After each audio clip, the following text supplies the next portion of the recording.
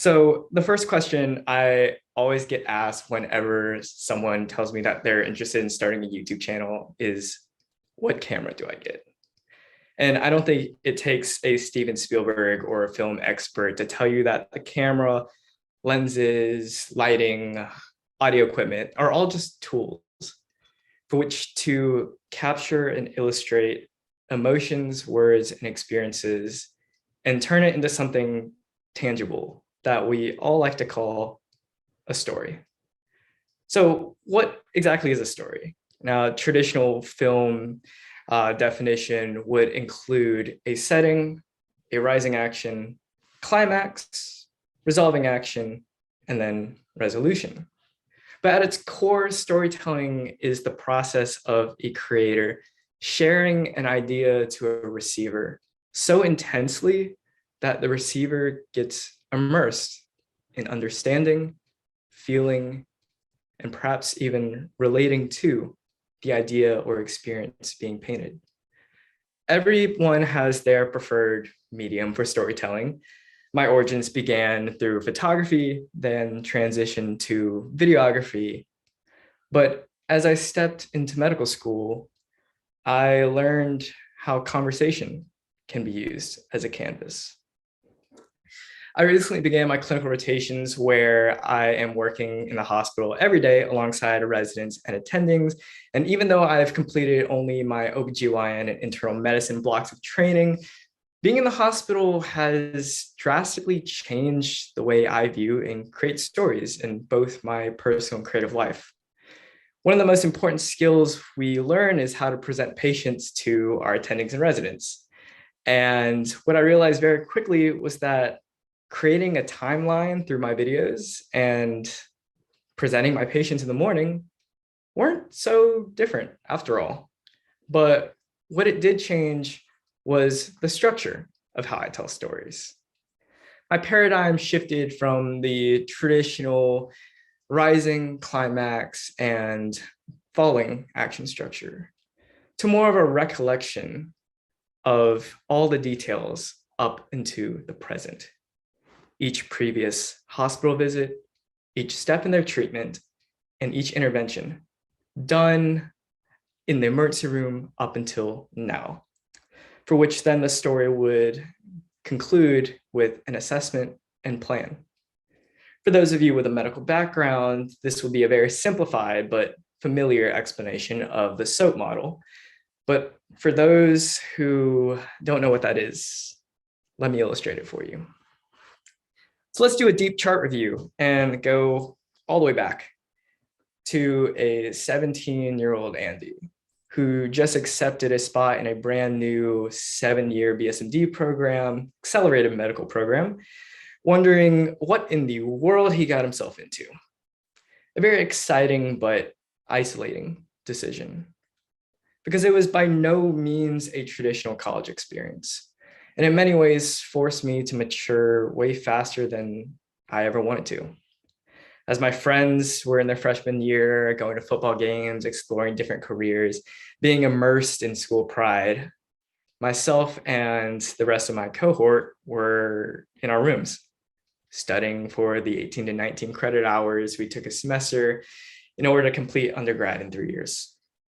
When my friends were in their sophomore year of college, growing as an adult, maybe narrowing down what their interests are and perhaps looking into paid internships, I was struggling and getting ready to take the MCAT. And when all my friends were terrified of grad school applications and completing majors in their junior year, I was already preparing to go to medical school. It was difficult to find people who understood you during that period, because only those in the program with you knew the changes and sacrifices you were making at the moment. So I learned to shut up, to grind in silence, to not complain, because no ear around me would be able to completely understand my story or accurately advise me. But some of my favorite moments in the program were actually being invited to speak on advisement panels for current or prospective members of the program. Because you can email and talk to advisors and admin all day long, or scour the internet for information on the program that will only be limited to standardized test scores and resume building tips. But no one can illustrate the honest physical, mental, and emotional experience of the program than those who have actually been through it themselves and can tell that story.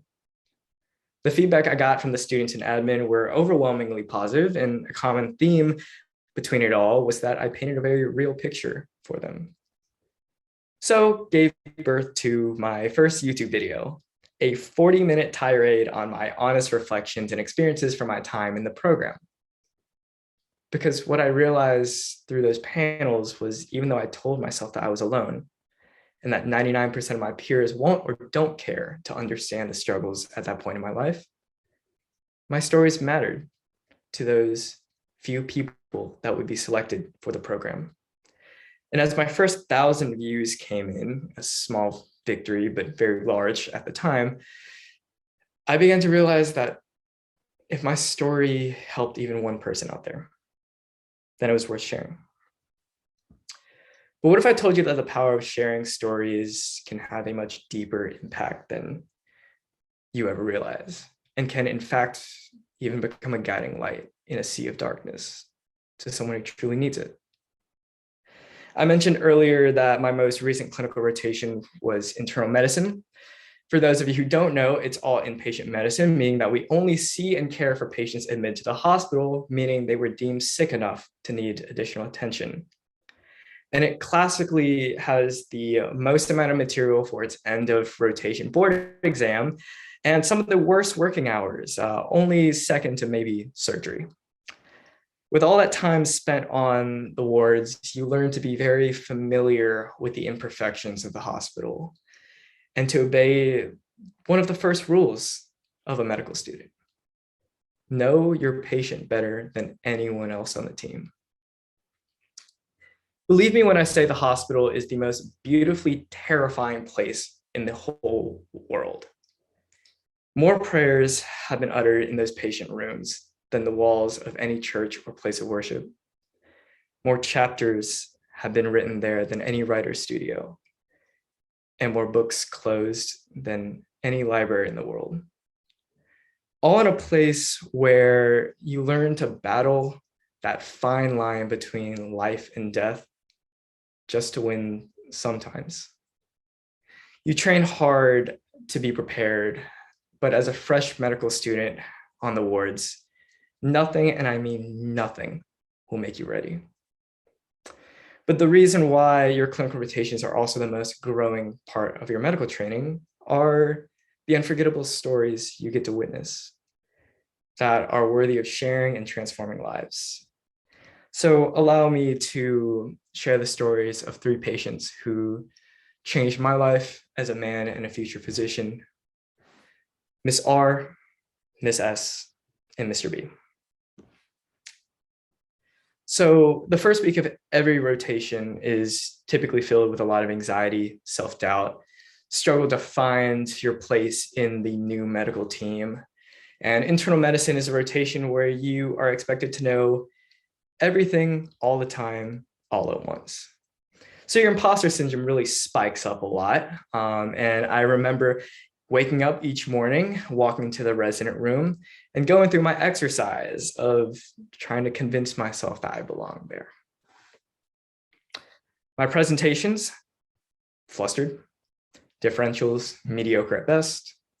Notes, literary gold, if you're a 3rd grader.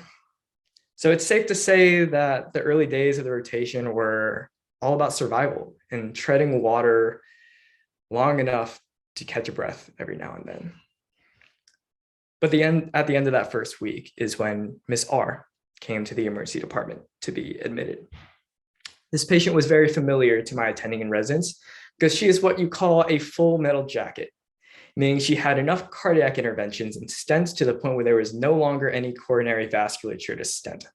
She had nearly 20 cardiac interventions over the past 20 years, and I was the first one to see her in the cold, dark emergency room. There she looked at me in fear, describing a very familiar pain, substernal pressure radiating to the left shoulder. So we admitted her, stabilized her, and decided that she was at a point of last resort where we needed to do something called brachytherapy to correct her pain. In its most simplest form, it's localized radiation to very specific points in the heart muscle that would correct her pain and hopefully lower the chances of future arrhythmias. However, it's a very complicated procedure with a lot of moving parts that had no guarantee of all lining up in the next month, let alone the next couple of days. So each morning I would pre-round on her, observe that she was still in pain, skin white as a ghost, wanting nothing more but relief from this familiar place. And each morning for about a week, I would have to deliver the same news that our plan was to just wait and hope that the proper phone calls could be made to get brachytherapy lined up. A week in, I went in to do my morning pre-rounds and I saw her out of her bed in her chair in tears. I quickly joined her by her side to ask her what was going on, and she expressed frustration, emotional fatigue from her long periods in the hospital in such familiar pain. As the resident came in, he helped to assess her, then quickly left to attend to the other 6 patients that he was working on. But for me, I stayed. Classically, she noticed that I was a little young under the mask and asked me how old I was and how I got into medical school so young. But then I listened to her talk about her grandkids, her family, each painful visit to the hospital and each complicated cardiac intervention she had, and how scared she was to feel like this again. I decided to share some of my personal stories of my own grandparents, long nights in the hospital and in medical facilities, stories that I keep very heavily locked down because through her tears and admittedly through mine too, I tried my best to let her know that she was not alone and that her fear was normal, but we were trying our very best to get her better. Those 20 minutes extra of crying together, listening, sharing, and praying ended in a note of strength, an encouraging note of strength from her, which ended up paying off the next morning when magically all the pieces for brachytherapy were arranged and I was able to deliver the good news. As our entire team saw her after the treatment, the color returned to her face and skin, the smile was back, and the verbal sass that was familiar to my attending and residents were on her lips. Before discharge, she broke down again, looking at all of us, thanking each of us for our resilience over the past week or so, but then looked at me and said, thank you for coming in every morning with genuine concern on my face and listening to her, no matter how long she talked, and told my attending how much that meant to her. Now, later that afternoon, we introduced Mr. B, a gentleman who showed up to the emergency department for acute decompensated heart failure, obstructive sleep apnea, who could barely breathe. 3+ pitting edema up to his waist, oxygen desatting the whole 9 yards. Myself and the resident went down to do our admission assessment, and I was just the medical student doing my physical exam. In a half-conscious state, he looks around at me and the rest of the team, trying to communicate that we would see him upstairs on the cardiology floor later. And we'll get back to Mr. B later. Because that next morning, now comes Miss S. One of the most heartbreaking stories that still haunts me to this day. Now, my team consisted of 4 residents, rough and tough guys from Kentucky and Tennessee, led by a 40-year-plus seasoned attending who was the former director of the cath lab, who has seen and done just about everything. When we walked into that room in the emergency department to assess her, no one left with dry eyes.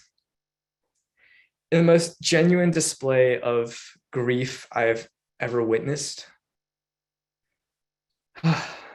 Miss S presented with chest pain and shortness of breath.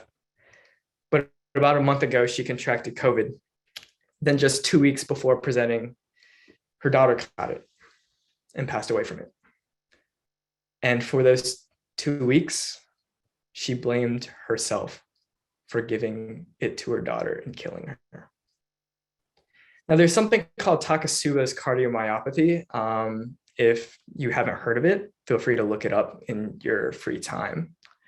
But in its simplest explanation, it is heart disease from heartbreak. There's no medication that can help. There's no intervention that we could do. But all we could do is listen to make sure she wouldn't harm herself and do our best to make sure that she knew that she was loved in that room. All I could do as a student was get some paper towels, sitting by the desk or sitting by the sink, just so that she could wipe her eyes. And the last thing I saw of her was me staying behind, handing her that folded piece of paper towel and telling her to hold on to it. Obviously, again, it was meant for her to wipe her eyes. But to her, it meant something much more that I didn't realize until the next morning when she got discharged.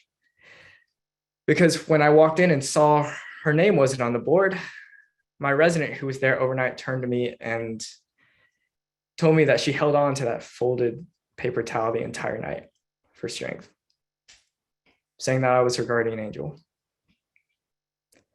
I don't know what happened to her after that, and I can only hope and pray that there's a more powerful guardian angel than I watching over her now.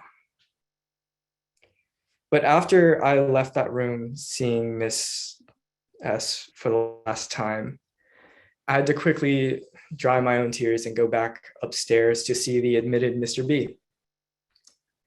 With a clouded and concerned mind, I noticed that he didn't wear his oxygen overnight and was dazed and confused in a classic hypoxic presentation.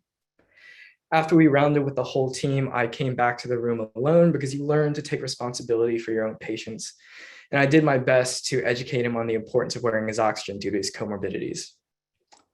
As I explained it all to him, he looked at me and asked, "You were the doctor downstairs, weren't you?" And I told him I was the medical student on the team taking care of him, and then continued my attempt at patient education. As he nodded, he interrupted again and said, "Earlier with the rest of the team, you looked concerned and worried. Why? I'll be okay. You don't have to worry about me." As I stopped midway in between showing him how to put his oxygen on and digesting the emotional roller coaster of that morning, all I could muster was a smile under my mask and "You're my patient. It's my job to be worried about you. So make sure you put this on." Maybe that was the moment of trust between him and I don't really know. But from then on, every morning I rounded on him, he would constantly introduce me to family members and fellow nurses as, going, "That's my doctor. He's really good." One morning when I came in and his eyes immediately lit up with trust and happiness, he introduced me to his brother as Dr. Nguyen. I quickly stopped him and said that sure has a nice ring to it, but it'll be a couple years. For now, I'm just the med student on the team. And he just responded with words that I will never forget. "Well, to me, you're my doctor." And all I can mutter was a quick smile under the mask, a rushed thank you, and a reminder to take his meds as I quickly darted out of the room, trying to ignore the title that he bestowed on me, that all my self-doubt and struggles at the time prevented me from being worthy of. As days went on and he got better, I was fortunate enough to see him discharge on exactly the last day of my rotation. As I was standing there by the elevators, white coat over my shoulder, feet hurting, knowing I have 3 hours of studying at home waiting for me after a long day, I saw Mr. B being wheeled down the hallway for one last imaging study. And as the bed passed the elevators, he looked up from his bed and pointed, saying, "That's my doctor." Then looked up to his transport nurse and pointed back to me, saying, that's my doctor. And that brings me to this evening and the assessment part of the SOAP model. 22-year-old male, alert and oriented ×3, no overnight events, no acute complaints. Status post 2 weeks of digesting these news stories and still wondering what I even did to bring a glimmer of hope to those patients. For I wasn't the one putting in orders or performing interventions. I was just the medical student, doing my best to do what I knew how to do in any way to help that I could, which was to share in their story. But with Miss R, you learn to listen, to share your stories with, and to let them know that they are not alone. With Miss S, you learn that your small actions are so much more powerful than you will ever know. So never lose sight of the opportunity to extend a helping hand. And with Mr. B, I learned to allow other people to write chapters in my story. The chapters that I struggle to write even myself.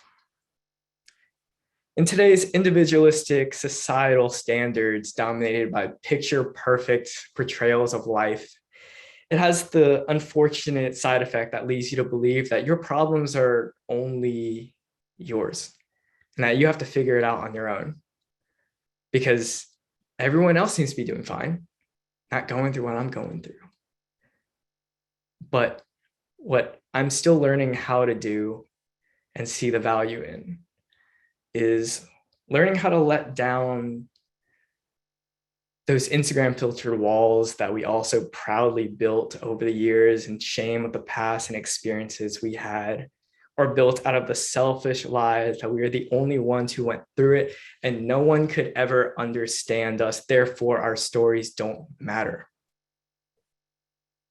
Because though our physical, cultural, even time and age distances may be great, there really is no trial or tribulation uncommon to man.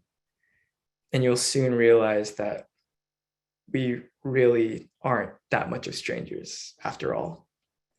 And that maybe the human condition is more universal than we even want it to be. So as far as plan, the P in the SOAP model, learn to share your stories, for there's no greater comfort than telling someone they're not alone. Learn to let others help build your story, for sometimes a second writer can add the missing piece your writer's block couldn't produce. And finally, learn to listen earnestly and with pure intention, because their stories and yours matters and are truly worthy of being shared. Thank you all for your time tonight, and it's been an honor to be part of this TEDx series.